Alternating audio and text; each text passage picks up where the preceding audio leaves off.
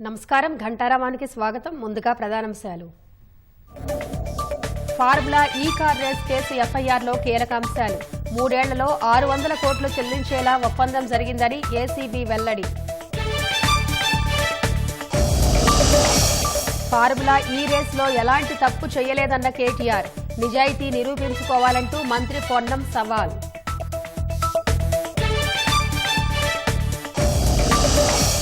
కాసేపట్లో 6వ రోజు అసెంబ్లీ సమావేశాలు ప్రారంభం. భూభారతి, జీహెచ్ఎంసీ బిల్లులపై ఉభయ సభల్లో చర్చ.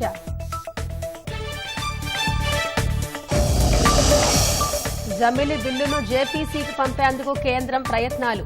సంయుక్త పార్లమెంటరీ కమిటీలో సభ్యుల సంఖ్య 39కి పెంపు.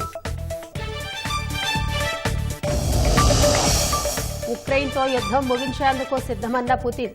జెలెన్స్కీతో కాకుండా ఎవరితోనైనా చర్చిస్తామని స్పష్టీకరణ.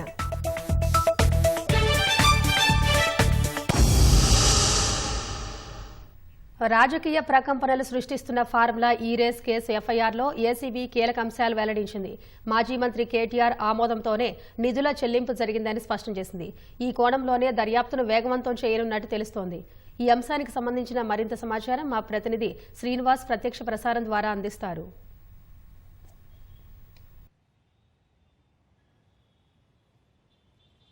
ఈ ఫార్ములా కార్ రేస్కు సంబంధించి అవినీతి నిరోధక శాఖ విచారణను వేగవంతం చేసింది.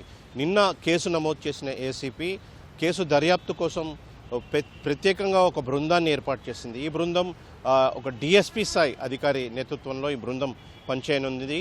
నిరంతరం ఒక ఎస్పీ స్థాయి అధికారి బృందాన్ని ఈ దర్యాప్తును ఎప్పటికప్పుడు పర్యవేక్షించనున్నారు. మొత్తంగా కూడా ఏసీబీ డీజీ నిన్న అధికారులతో ప్రత్యేకంగా సమావేశమై ఈ ప్రత్యేక బృందాన్ని ఏర్పాటు చేసి వారు ఏ పని చేయాలి, ఏ బృందాలు ఏ పని చేయాలనే విషయాన్ని కూడా ఇప్పటికే డీజీ వారందరికీ కూడా సూచించినట్టుగా తెలుస్తుంది. ప్రధానంగా ఈ కేసుకు సంబంధించి విదేశీ సంస్థకు 54.88 కోట్ల రూపాయలను నిధులు బదిలీ చేశారనేది ఆ ప్రధాన అభియోగం ఏసీబీ మోపింది. అయితే దీంట్లో ఏ1గా కేటీఆర్ని, ఏ2గా అప్పటి హెచ్ఎండిఏ అధికారి ఎవరైతే ఉన్నారో ఆయన అరవింద్ కుమార్ను, అదేవిధంగా హెచ్ఎండిఏ అప్పటి చీఫ్ ఇంజనీర్ బిఎల్ఎన్ రెడ్డి ఏ3గా కేసు నమోదైంది. మొత్తంగా అయితే కేసు విచారణకు ప్రత్యేక బృందాన్ని అయితే ఏర్పాటు చేశారు. కేసు విచారణను ఎప్పటికప్పుడు ఏసీబీ డైరెక్టర్ తరుణ్ జోషి పర్యవేక్షించనున్నట్లు తెలుస్తోంది. ఇవాళ హెచ్ఎండిఏతో పాటు ఈ ఫార్ములా రేస్కు సంబంధించి సంబంధం ఉన్న ఇతర శాఖల నుంచి కూడా దస్త్రాలను ఏసీబీ తెప్పించుకోనుంది. ప్రధానంగా మరోవైపు ఫార్ములా ఈ కేసు విచారణలో ఎవరైతే ఫిర్యాదుదారుడు ఉన్నారో ఎంఏయుడి ముఖ్య కార్యదర్శి దానకిషోర్, ఆయన వాంగ్మూలాన్ని ఏసీబీ ఈరోజు నమోదు చేసే అవకాశం ఉన్నట్లు సమాచారం. ఆయన వాంగ్మూలాన్ని నమోదు చేసిన తర్వాత ఎవరైతే డిఎస్పీ ఉన్నారో, ఈ కేసును దర్యాప్తు అధికారిగా ఉన్నారో, విచారణ అధికారి, ఆయన ఈ విషయంలో అయితే ఆయన వాంగ్మూలం నమోదు చేయనున్నారు. ఆ తర్వాత ఫార్ములా 55 కోట్ల రూపాయలు, దాదాపు 55 కోట్ల రూపాయలు ఏ విధంగా బదిలీ చేశారు. అదే ఒక విదేశీ సంస్థకు ఇంత పెద్ద ఎత్తున నిధులు బదిలీ చేసేటప్పుడు తప్పనిసరిగా అన్ని అనుమతులు తీసుకోవాల్సి ఉంటుంది. అటు ఒకవైపు ఆర్థిక శాఖ అనుమతి కానీ, రిజర్వ్ బ్యాంక్ అనుమతి కానీ తప్పనిసరిగా తీసుకోవాల్సి ఉంటుంది. ఏమాత్రం అనుమతులు తీసుకోకుండా పూర్తిగా నిబంధనలకు విరుద్ధంగానే ఈ మొత్తం వ్యవహారం నడిచిందని ఏసీబీ ప్రధాన అభియోగం. ఇందుకు సంబంధించే దర్యాప్తును వేగవంతం చేస్తున్నారు. దర్యాప్తు కొనసాగనుంది. అయితే ఈ మొత్తం ప్రక్రియ ఏదైతే ఫైళ్ల పరిశీలన, అదేవిధంగా వాంగ్మూలాల నమోదు ఇవన్నీ ముగిసిన తర్వాత ఏ1గా ఉన్న కేటీఆర్తో పాటు ఏ2గా ఉన్న ఐఏఎస్ అరవింద్ కుమార్ అదేవిధంగా బిఎల్ఎన్ రెడ్డికి కూడా ఏసీబీ నోటీసులు జారీ చేసి అనంతరం వారి నుంచి కూడా వాంగ్మూలం తీసుకొని తదుపరి కార్యాచరణకు సిద్ధమవుతున్నట్టుగా తెలుస్తోంది. ఇది ప్రస్తుతం అయితే ఈ కేసుకు సంబంధించిన తాజా అంశాలు. Over to you. ధన్యవాదాలు శ్రీనివాస్. ఫార్ములా ఈ కార్ రేసింగ్ వ్యవహారంలో అవినీతే జరగనప్పుడు ఏసీబీకి కేసు పెట్టే ఆస్కారం ఎక్కడిదని బీఆర్ఎస్ కార్యనిర్వాహక అధ్యక్షుడు కేటీఆర్ ప్రశ్నించారు. ఎఫ్ఐఆర్లో తన పేరు చేర్చిన నేపథ్యంలో ఆయన సుదీర్ఘ వివరణ ఇచ్చారు. ఫార్ములా ఈ కార్ రేసింగ్లో కుంభకోణం జరిగిందంటున్నారని, మరి అసెంబ్లీలో చర్చ పెట్టాలంటే ఎందుకు వెనకాడుతున్నారని సీఎం రేవంత్ రెడ్డిని ప్రశ్నించారు. ఫార్ములా ఈ కార్ రేసింగ్ పై చర్చించే దమ్ము ప్రభుత్వానికి లేదని, తన తప్పు ఏమిటో చెప్పే ధైర్యం సీఎం రేవంత్ రెడ్డికుందా అని కేటీఆర్ ప్రశ్నించారు. 2023 ఫిబ్రవరి 10న మొదటి రేసు బ్రహ్మాండంగా నిర్వహించామన్నారు. మొబిలిటీ వీక్ లో చాలా కంపెనీల నుంచి పెట్టుబడులు వచ్చాయన్న ఆయన, ఫార్ములా ఈ రేసు వల్ల 750 కోట్ల లబ్ధి చేకూరినట్లు నెల్సన్ సంస్థ అధ్యయనంలో వెల్లడైందని తెలిపారు. తనకు గిట్టుబాటు కాలేదని, స్పాన్సరర్ గ్రీన్ కో వెనక్కు వెళ్లిందని, రేసు కొనసాగాలన్న ఉద్దేశంతో 55 కోట్లు చెల్లించారని అరవింద్ కుమార్ కు తానే చెప్పినట్లు మరోమారు చెప్పారు. రేసు రద్దయ్యేలా చేసి తెలంగాణ దేశ ప్రతిష్ఠ దెబ్బతీసినందుకు సీఎం రేవంత్ రెడ్డిపై కేసు పెట్టారని కేటీఆర్ వ్యాఖ్యానించారు. డబ్బులు హెచ్ఎండిఏ, మాకు హెచ్ఎండిఏ యాక్ట్ ఎంపవర్స్ అస్. మున్సిపల్ అడ్మినిస్ట్రేషన్ డిపార్ట్మెంట్ తో అగ్రిమెంట్ ఉండింది, డబ్బులు పంపాము, డబ్బులు ముట్టినాయని అక్కడ ఆయన చెప్తున్నాడు. తర్వాత లైసెన్స్ ఫీజు కూడా వాళ్ళు క్యాన్సిల్ అయినాక వాళ్ళు వాపస్, ఇప్పుడు ఎవరి వల్ల క్యాన్సిల్ అయిందో కనబడుతూనే ఉంది మీకు. వీళ్ళకి స్పోర్ట్ అర్థం కాదు, వీళ్ళకి కాన్సెప్ట్ తెలియదు, కాబట్టి వీళ్ళ తెలివి తక్కువతనం వల్ల రేసు పోయింది. పోయిన తర్వాత ఇవాళ నిజంగా చెప్పాలంటే ఎవరైనా కేసు ఎవరి మీద పెట్టాలండి? రేవంత్ రెడ్డి గారి మీద కేసు పెట్టాలి. ఎందుకు? ఒక ఇంత అద్భుతమైన రేస్ను హైదరాబాద్ కాకుండా చేసి, ఇండియాకు కాకుండా చేసి, ఇండియాను ప్రపంచవ్యాప్తంగా బదనాం చేసినందుకు, ఇజ్జత్ తీసినందుకు ఆయన మీద కేసు పెట్టాలి. ఫార్ములా ఈ వాళ్ళు కూడా ఏం చేశారు తెలుసా? ఇక వాళ్ళు కూడా కేసు వేసారు. ఎందుకంటే ఒరిజినల్ అగ్రిమెంట్లో ఏముంది? ఏం డిస్ప్యూట్ వచ్చినా ఆర్బిట్రేషన్ కోవాలని ఉంది.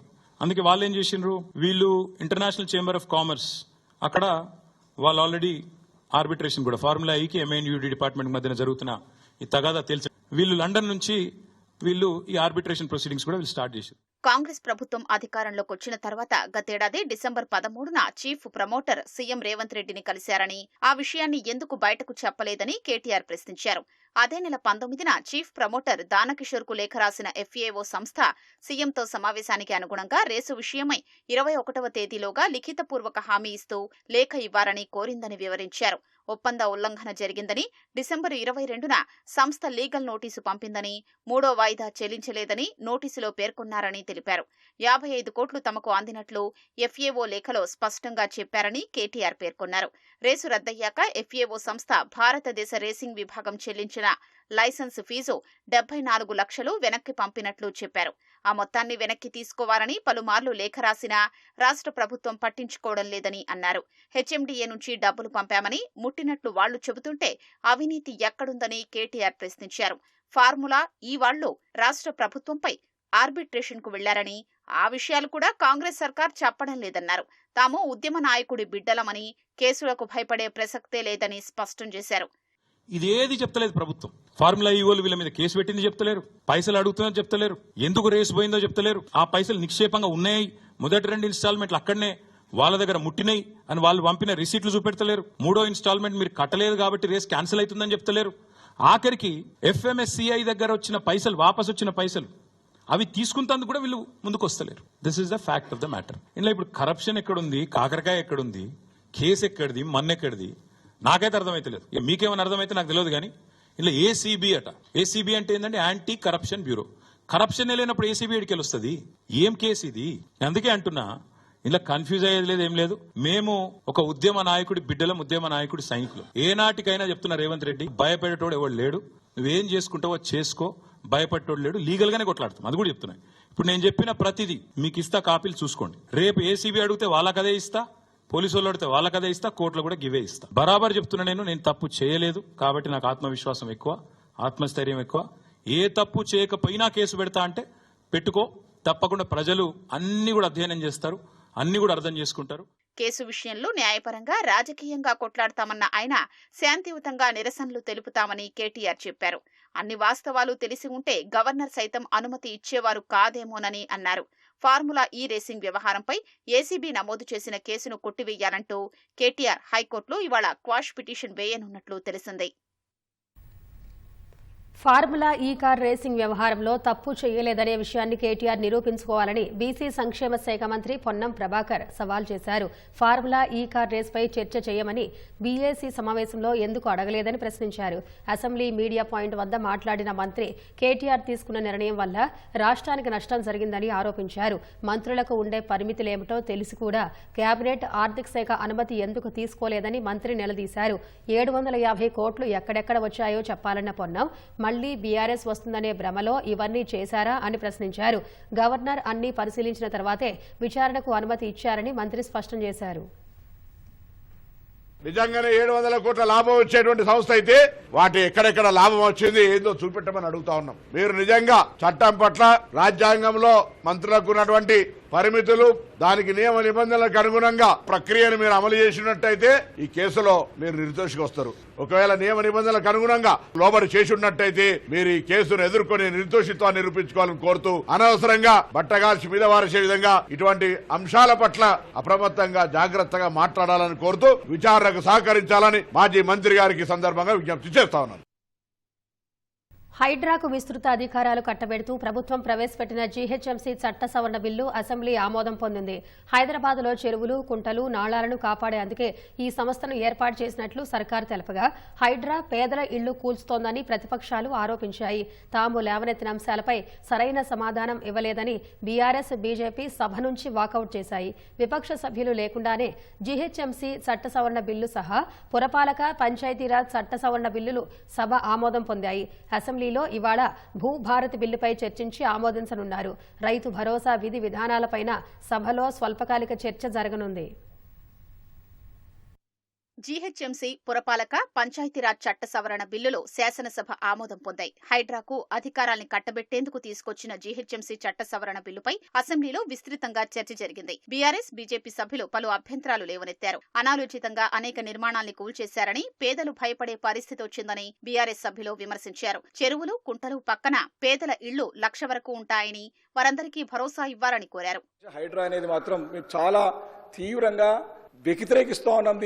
దాని పద్ధతి బాగలేదు, ఆ హైడ్రా విధి విధానాలు బాగలేవు, దాని వర్కింగ్ మాన్యువల్ లేదు, దానికి ఒక ప్రొసీజర్ లేదు. దాన్ని ఖచ్చితంగా మీరు తీసుకొచ్చినటువంటి హైడ్రాని మీరు డీసెంట్రలైజ్ చేయండి. సెంట్రలైజ్ చేసి ఒకటే అధికారి పైన చేత పెడితే అది మొత్తం రియల్ ఎస్టేట్ మీద ఎఫెక్ట్ ఇప్పటికే ప్రాబ్లం అయింది. కాబట్టి చాలా చాలా సీరియస్ ఇష్యూ అధ్యక్ష ఇది. హైడ్రాపై చర్చలో పాల్గొన్న మజ్లిస్ శాసనసభాపక్ష నేత అక్బరుద్దీన్ ఓవైసీ తాను ఎక్కడా అక్రమ కట్టడాలు నిర్మించలేదని స్పష్టం చేశారు. ప్రస్తుతం కోర్టులో కేసు నడుస్తోందని, న్యాయస్థానాలపై కంటే బీజేపీ ఎక్కువనా అని అక్బరుద్దీన్ అనడంతో బీజేపీ శాసనసభాపక్ష నేత ఏలేటి మహేశ్వరరెడ్డి తీవ్రంగా స్పందించారు. ఎందుకు తమ వైపు వేలు చూపిస్తూ మాట్లాడుతున్నారని మహేశ్వరరెడ్డి ప్రశ్నించారు. ఈ సమయంలో కొద్దిసేపు సభలో వాగ్వాదం చోటు చేసుకోగా మంత్రి శ్రీధర్ బాబు సర్ది చెప్పారు.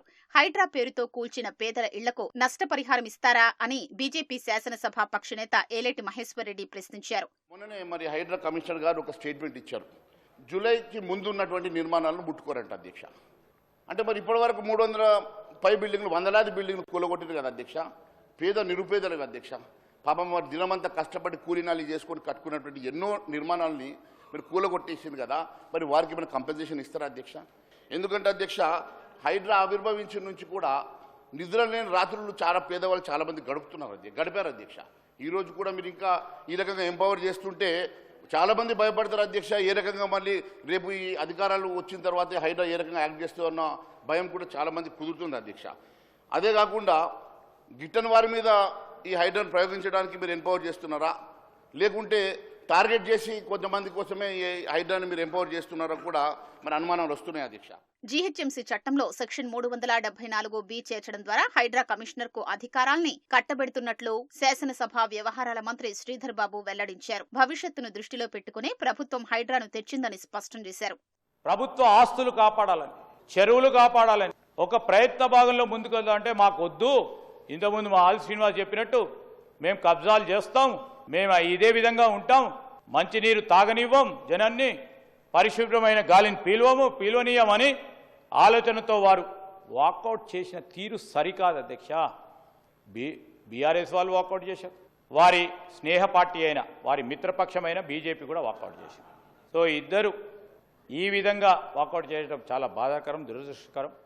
తాము లేవనెత్తిన అంశాలపై మంత్రి శ్రీధర్ బాబు సరైన సమాధానం ఇవ్వలేదంటూ బీఆర్ఎస్, బీజేపీ సభ నుంచి వాకౌట్ చేశాయి. హైడ్రా మూలంగా ఏ ఒక్కరికి అన్యాయం జరగదని మంత్రి శ్రీధర్ బాబు స్పష్టం చేశారు. అనంతరం జీహెచ్ఎంసీ చట్ట సవరణ బిల్లుకు అసెంబ్లీ ఆమోదం లభించింది. I shall now request the Minister for Panchayat Raj to move the motion for passing the bill. Honorable Speaker, sir, I beg to move that the bill be passed. Motion moved. The question is that the bill is passed. Those who are for the motion, please say aye. Those who are against, please say no. Ayes have it, ayes have it. The motion is carried and the bill is passed. ఇవాళ అసెంబ్లీలో ప్రశ్నోత్తరాల్ని రద్దు చేశారు. నేరుగా భూభారతి బిల్లుపైనే చర్చించనున్నారు. రైతు భరోసా విధి విధానాలపైన సభలో స్వల్పకాలిక చర్చ జరగనుంది. శాసన మండలిలో జీహెచ్ఎంసీ, మున్సిపాలిటీ, పంచాయతీరాజ్ సవరణ బిల్లును సీఎం రేవంత్ రెడ్డి, మంత్రి సీతక్క ప్రవేశపెట్టనున్నారు. శాసన మండలిలోనూ రైతు భరోసా విధి విధానాలపై లఘు చర్చ ఉంటుంది. హైదరాబాద్లో అక్రమ నిర్మాణాలపై చర్యలు తీసుకోవడం లేదని జీహెచ్ఎంసీ అధికారుల తీరుపై హైకోర్టు అసహనం వ్యక్తం చేసింది. ఫిర్యాదులపై అధికారులు స్పందించకపోవడంతో వారు కోర్టులను ఆశ్రయిస్తున్నారని, కోర్టు ఉత్తర్వులు జారీ చేసినా బేఖాతరు చేస్తున్నారని స్పష్టం చేసింది. అక్రమ నిర్మాణాలకు అధికారులే ప్రోత్సాహం ఇస్తున్నట్టుందని వ్యాఖ్యానించింది. అక్రమ నిర్మాణాలపై రాజీకి అనుమతించబోమని స్పష్టం చేసింది. హైదరాబాద్ టోలీ చౌకీలో దుకాణం ముందు మెట్లను కూల్చివేయడాన్ని సవాల్ చేస్తూ దాఖలైన పిటిషన్పై జస్టిస్ కె లక్ష్మణ్ విచారణ చేపట్టారు. అక్రమ నిర్మాణాలపై ఫిర్యాదు చేసిన వ్యక్తితో రాజీ చేసుకున్నామని, పిటిషన్ ఉపసంహరించుకుంటామంటే అనుమతించమని, అంతేకాకుండా జీహెచ్ఎంసీ తరఫున సరైన సమాధానం లేకపోవడంతో జీహెచ్ఎంసీ కమిషనర్ హాజరుకు ఆదేశాలు జారీ చేశారు. ఈ ఆదేశాల మేరకు జీహెచ్ఎంసీ కమిషనర్ ఇలంబరది హాజరయ్యారు. అక్రమ నిర్మాణాలపై చర్యలంటూ 2 రంధ్రాలు చేసి వదిలిపెడుతున్నారని, తరువాత తిరిగి పునరుద్ధరించుకుంటున్నారన్నారు. అంతేకాకుండా రాత్రిపూట అక్రమ నిర్మాణాలు చేపడుతున్నా నిఘా పెట్టడం లేదన్నారు. అలాగని ఏకపక్షంగా కూల్చివేతలు చేపట్టరాదని, చట్ట ప్రకారం చర్యలు తీసుకోవాలన్నారు. పిటిషనర్కు చెందిన అక్రమ నిర్మాణంపై ఏం చర్యలు తీసుకున్నారో ఈ నెల 22లోగా నివేదిక సమర్పించాలని ఆదేశిస్తూ విచారణను వాయిదా వేశారు. రాష్ట్ర పర్యాటక రంగాన్ని మరింత అభివృద్ధి పరచాలనే లక్ష్యంతో శంషాబాద్ అంతర్జాతీయ విమానాశ్రయంలో పర్యాటక శాఖ సమాచార కేంద్రాన్ని ఏర్పాటు చేసినట్లు ఆ శాఖ మంత్రి జూపల్లి కృష్ణారావు వెల్లడించారు. అంతకుముందు రాజీవ్ గాంధీ ఎయిర్పోర్ట్లో పర్యాటక సమాచార కేంద్రాన్ని కార్పొరేషన్ చైర్మన్ పటేల్ రేష్ రెడ్డితో కలిసి మంత్రి ప్రారంభించారు. దేశ విదేశీ యాత్రికులకు రాష్ట్ర పర్యాటక ప్రదేశాలను పరిచయం చేయాలనే లక్ష్యంతో సమాచార కేంద్రం పనిచేస్తుందని జూపల్లి కృష్ణారావు వివరించారు. రాజీవ్ గాంధీ ఇంటర్నేషనల్ ఎయిర్పోర్టు శంషాబాద్లో తెలంగాణ టూరిజం ఆఫీస్ ఇక్కడ ఈ రోజున ఓపెన్ చేయడం జరిగింది. గొప్ప గొప్ప చారిత్రక కట్టడాలని, తెలంగాణ సంస్కృతిని, తెలంగాణ సాంప్రదాయాన్ని, తెలంగాణ రుచుల్ని పరిచయం చేయడం కోసం, టూరిజంను ప్రమోట్ చేయడం కోసం ఎయిర్పోర్ట్లో దిగగానే ది ప్యాసింజర్స్కు అవుపడే విధంగా both international and also domestic ప్యాసింజర్స్కు ఏమేం పర్యాటక కేంద్రాలు ఉన్నాయి, కట్టడాలు ఏమున్నవి, ప్రకృతి అందాలు ఎక్కడెక్కడ ఉన్నవి, జలాశయాలు ఎక్కడికి ఉన్నవి, జలపాతాలు ఎక్కడికి ఉన్నవి, అందరికీ అందుబాటులో ఉండే విధంగా, అందరికీ తెలిసే విధంగా ఒక డిస్ప్లే కూడా ఎల్ఈడి స్క్రీన్స్ కూడా పెట్టడం జరిగింది. వచ్చే అసెంబ్లీ ఎన్నికలకు ముఖ్యమంత్రి రేవంత్ రెడ్డి కొడంగల్ కాకుండా మరో నియోజకవర్గం వెతుక్కుంటారని మాజీ మంత్రి కేటీఆర్ తెలిపారు. లగచర్ల ఘటనలో జైలు నుంచి విడుదలైన రైతులకు తెలంగాణ భవన్లో సన్మానం చేశారు.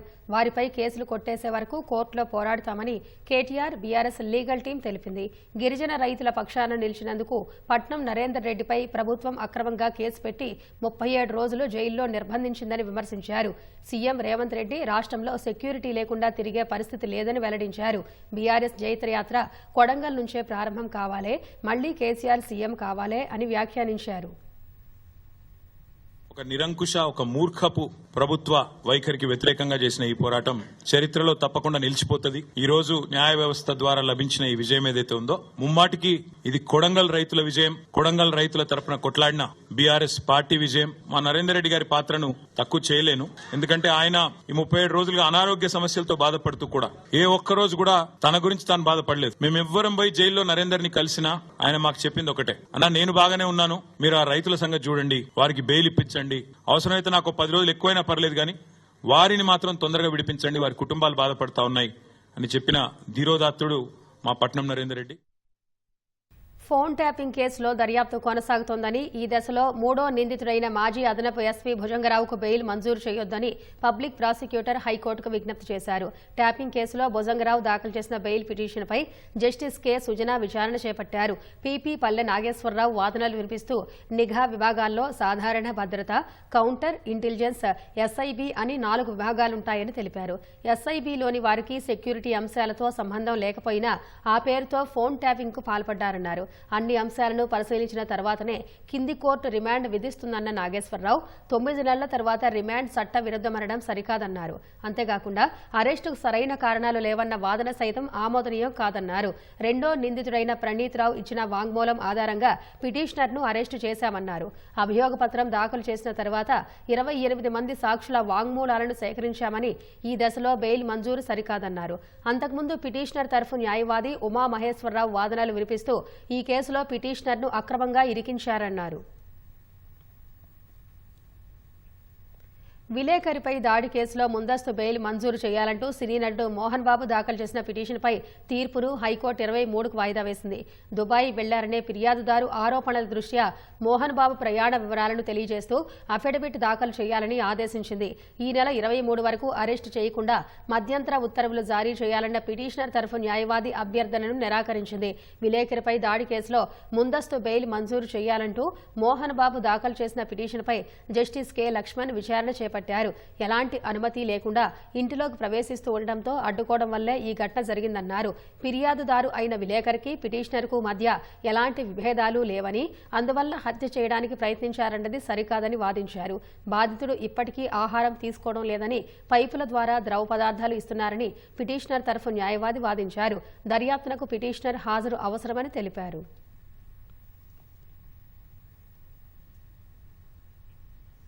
గురుకుల పాఠశాలల్లో ఆందోళనకర్ల ఘటనలు జరుగుతూనే ఉన్నాయి. మేడ్చల్ జిల్లా కేసర మండలం నాగారంలోని మైనార్టీ బాలికల గురుకులంలో బోండా తిని విద్యార్థినులు అస్వస్థతకు గురయ్యారు. ఉదయం తిన్న బోండా జీర్ణం కాకపోవడంతో విద్యార్థులు వాంతులు, కడుపు నొప్పితో ఇబ్బంది పడినట్టు తెలుస్తోంది. అస్వస్థతకు గురైన 33 మందిని మధ్యాహ్న సమయంలో గట్కేస్కర్ ప్రభుత్వ ఆసుపత్రికి తరలించారు. చికిత్స అందించిన వైద్యులు 15 మంది విద్యార్థులను తిరిగి పంపించారు. మిగతా వారికి ఆసుపత్రిలో చికిత్స అందిస్తున్నారు. ఏమని వాంతులు చేసుకుంటుంది, కడుపులో నొప్పి వచ్చి 1 సైడ్ నొప్పి వచ్చిందని వచ్చేసాము. వచ్చే వరకు తీసుకెళ్ళిపోయింది. ఓకే. ఇంతకుముందుకు ఎప్పుడైనా జరిగింది అమ్మాయి ఇట్లా ఏమన్నా ఫోన్లో వచ్చినాయి? ఏం లేదు సార్, ఎప్పుడు ఫుడ్ బాగుందే అన్నది మా పాప అయితే. ఈ సంవత్సరం నుంచి అయితే ఇప్పుడే ఫస్ట్ టైం ఫుడ్ ఇక్కడ. హైదరాబాద్ జగద్గిరిగుట్టలో కిరాణా షాప్లో గంజాయి చాక్లెట్లను విక్రయిస్తున్న ఓ నిందితుడిని పోలీసులు అదుపులోకి తీసుకున్నారు. రింగ్ బస్తీలో నివాసముంటున్న బీహార్కు చెందిన సునీల్ కుమార్ కొంతకాలంగా కిరాణా షాప్ నిర్వహిస్తున్నాడు. ఉత్తరప్రదేశ్, బీహార్ ముఠాలతో పరిచయం పెంచుకుని గంజాయి చాక్లెట్లను తెప్పించి 40 రూపాయలకు ఒక్కటి చొప్పున అమ్ముతున్నట్లు పోలీసులు తెలిపారు.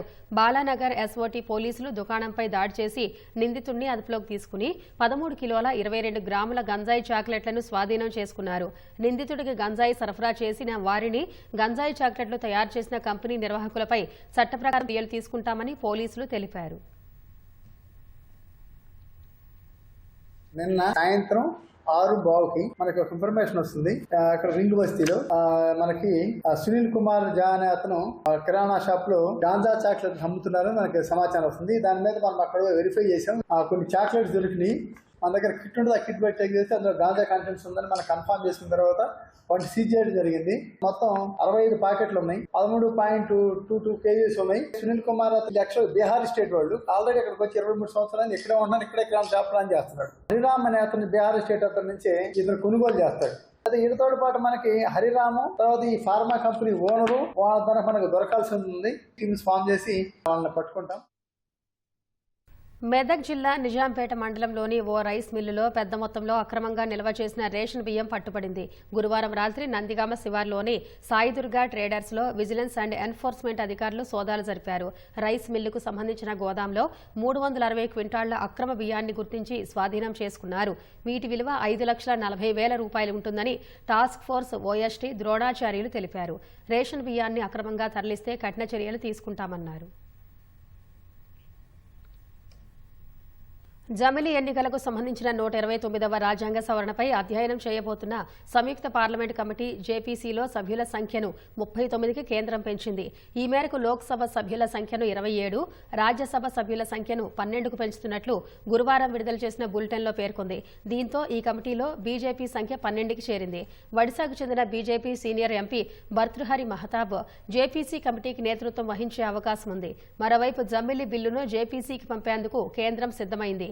ఇవాళ లోక్సభలో జేపీసీ ప్రతిపాదనను కేంద్ర మంత్రి అర్జున్ రామ్ మేఘవాల్ ప్రవేశపెట్టనున్నారు. నేడు సమావేశాల చివరి రోజు కావడంతో జేపీసీ ఆమోదం కోసం కేంద్రం ప్రయత్నిస్తోంది.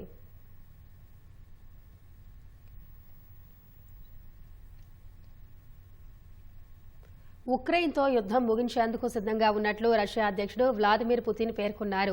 ఇందుకోసం ఎవరితోనైనా చర్చించడానికి తాము సిద్ధంగా ఉన్నట్లు, ఎలాంటి ముందస్తు షరతులు కూడా పెట్టబోమని చెప్పారు. ఈ విషయంలో ఉక్రెయిన్ అధ్యక్షుడు జెలెన్స్కీతో మాత్రం మాట్లాడే ప్రసక్తి లేదన్న పుతిన్ ఆ దేశ పార్లమెంటుతోనే చర్చలు జరుపుతామని స్పష్టం చేశారు. ఉక్రెయిన్ అధ్యక్ష ఎన్నికలు ఈ ఏడాదికి వాయిదా పడ్డాయని, జెలెన్స్కీని తాము చట్టబద్ద అధ్యక్షుడిగా చూడటం లేదన్నారు. ఉక్రెయిన్తో యుద్దంలో తాము విజయానికి చేరువలో ఉన్నామన్న పుతిన్ రోజుకొక చదరపు కిలోమీటర్ భూభాగాన్ని రష్యా ఆక్రమిస్తున్నట్టు వెల్లడించారు. మరోవైపు అమెరికా అధ్యక్షుడిగా ఎన్నికైన డొనాల్డ్ ట్రంప్తో 4 ఏళ్లు మాట్లాడలేదన్నారు. అయితే ట్రంప్ను కలవడానికి తాను సిద్ధంగా ఉన్నట్లు పుతిన్ చెప్పారు.